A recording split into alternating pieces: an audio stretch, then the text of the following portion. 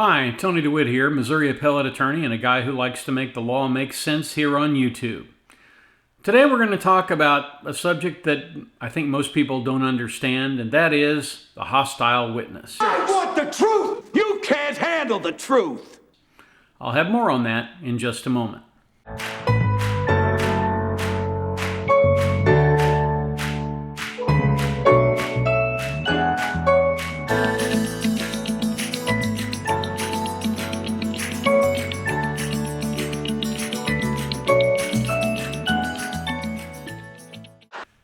Okay, so here's what you don't want an attorney to do when they are having a direct examination of a client. So you're a terrorist? Yes, I am a terrorist. What kind of terrorist? A terrifying terrorist. Are you scared? Not really, no. That's right. You don't want them to make it look like you are moving the lips of the witness. That's why when a lawyer does a direct examination of his client or a witness, he has to be very careful how he asks his questions.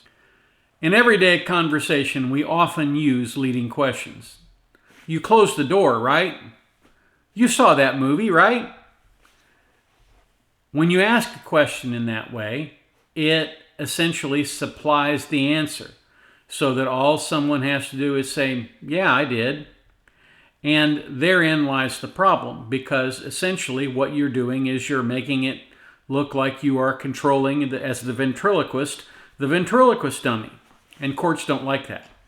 So on a direct examination, we have to ask things like, where were you on the morning of January 4th?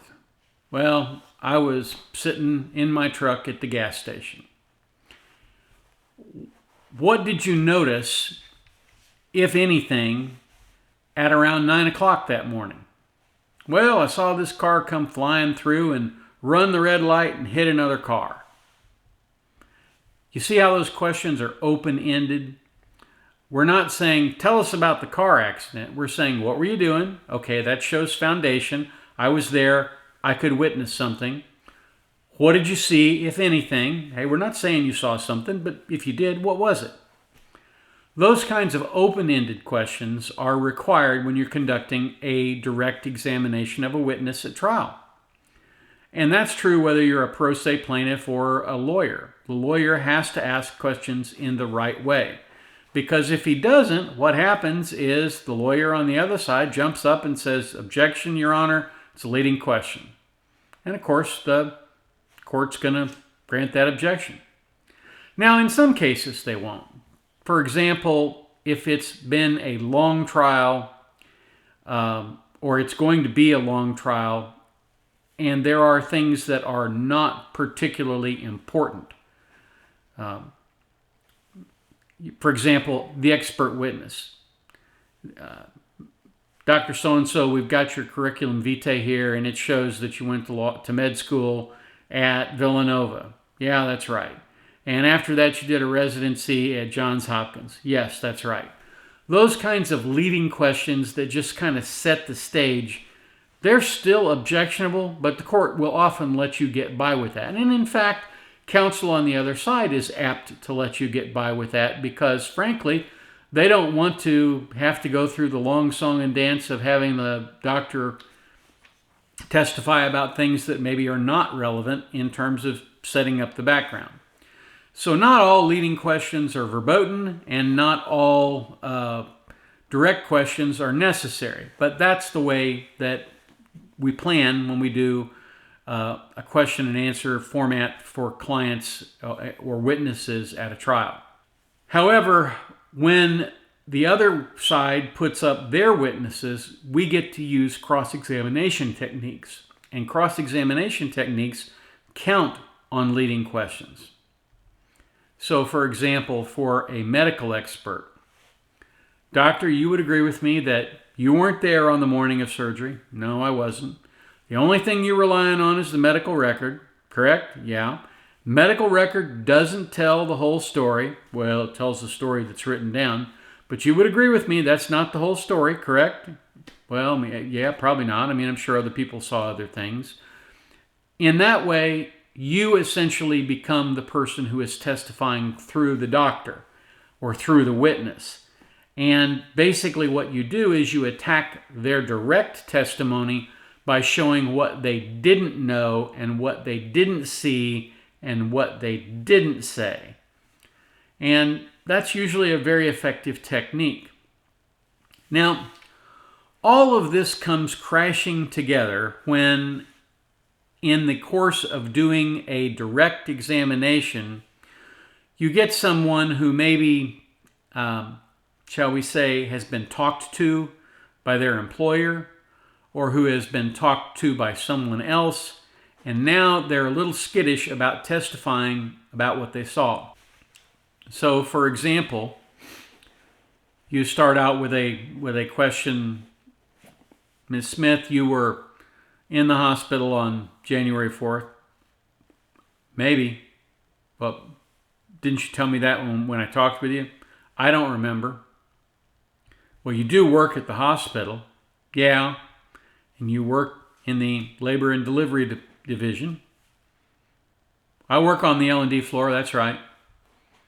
But you don't remember if you were working on January 4th? No, I don't have any idea. Well, if I show you your time card, would that refresh your memory? Probably not. I mean, a lot of times those time cards are all wrong. Well, by now, the lawyer is getting the impression that maybe this witness is not the witness that he thought. Maybe something has happened to her. Maybe she's been intimidated. And yes, that kind of thing happens. I once had a witness in a nursing home case who was told that she would never work in healthcare again if she testified against her employer. And she made it very difficult for us to find her, but eventually she was not a hostile witness. But in this case, where someone is not giving answers that are essentially in substantial compliance with the truth as you know it, and for example, in this case, you've probably got charting of that nurse in the chart, you have what's called a hostile witness. Somebody who is not behaving in the manner that you expected. So you approach the judge and you say, "Judge, I'd like to treat this witness as hostile." Well, why do you say that? Well, because I've got her signature right here on a form that shows she was there that day. I've talked to her. She knows she was there that day. I have a feeling that she's been intimidated. You have to convince the judge that she's hostile. So you tell the truth as you know it, and you show what you have that shows that she's not telling the truth, and that will often convince the judge to let you treat her as a hostile witness. Now, that doesn't mean you get to call her names or treat her badly. In fact, it means exactly the opposite. It means you need to treat her with kid gloves. But what it does do is it allows you to ask leading questions. Ms. Smith, I'm showing you what's been marked Exhibit 19. It's the medical record from Mrs. Jones over here. Do you see that? Yeah. Do you see your signature on there? Yeah. See that time? It says 8 p.m.? Yes. So you were there at 8 p.m., right? Yes. All right. Now, you came to my office in December. Do you remember that? Yes. And you told me some things. You remember that? Yes. And you gave me a statement. Do you remember that? I didn't remember giving you a statement. Here's your signed statement. It's Exhibit 24. We're not offering it for the admission at this point. We're just offering it to refresh your recollection. So the witness will look at what she told the lawyer and she'll realize the jig is up. And she'll say, "Yeah, refreshes my recollection. You were there, right? And you told me that the doctor didn't seem to be focusing, correct? Right. Looked like he might be a little under the weather is what you said, yes. What did you mean by that?" "Well, I thought maybe he might have had a nip or two."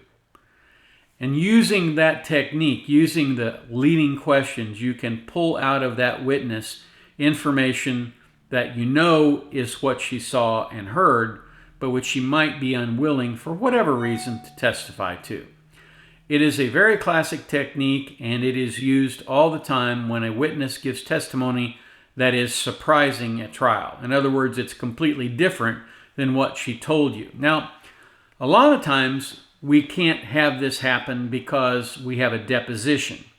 A deposition is a statement that is made under oath, and it's got a court reporter, and they take down everything that's said. And so when someone starts deviating from their deposition, we can confront them with their deposition. And that is done in this way. You say to the witness, do you remember you went to the lawyer's office that represents the nursing home on May 5th? Yes. And you remember you were there for a deposition? Yes. And you remember I took your deposition? Do you remember that? Yes. And here's a copy of your deposition on page 45. You see that? Yes. The lawyer will read the question, and he will read the answer. And then he will say, are you testifying differently now than you did then? And of course, if the witness will either say, well, maybe I was mistaken. Obviously, what I said before is what I saw. Or sometimes they'll say, yeah, I'm testifying differently. I didn't understand the question. In that situation, at the very beginning of the deposition, we always go through this with witnesses.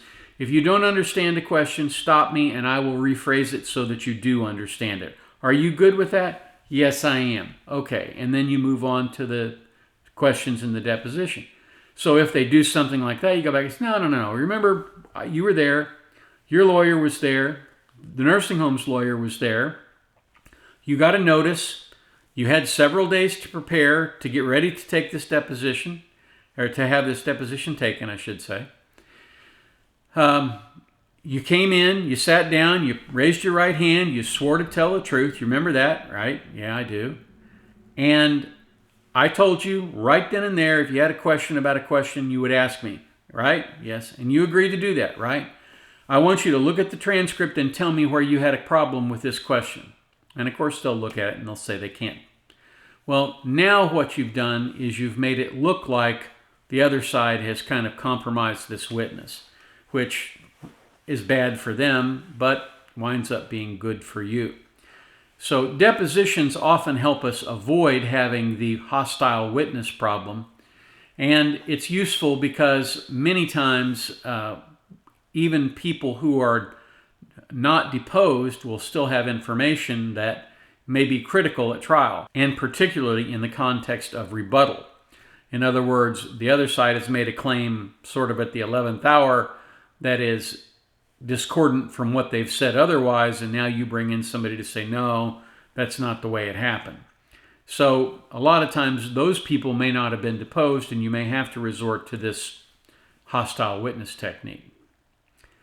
So that's the story of hostile witnesses and how they work. It's also a little bit of a tutorial on how you ask questions in trial, or how lawyers ask questions in trial. And hopefully that has been of some value to you. If you have any questions, please leave them in the comments down below. I always try to answer my comments. And if you haven't already, please sign up over here, subscribe, and give me a smash on that like button, as it tells the YouTube algorithm that this is useful content for other people. Thank you so much for watching. Have a marvelous day, and I'll catch you on here next time.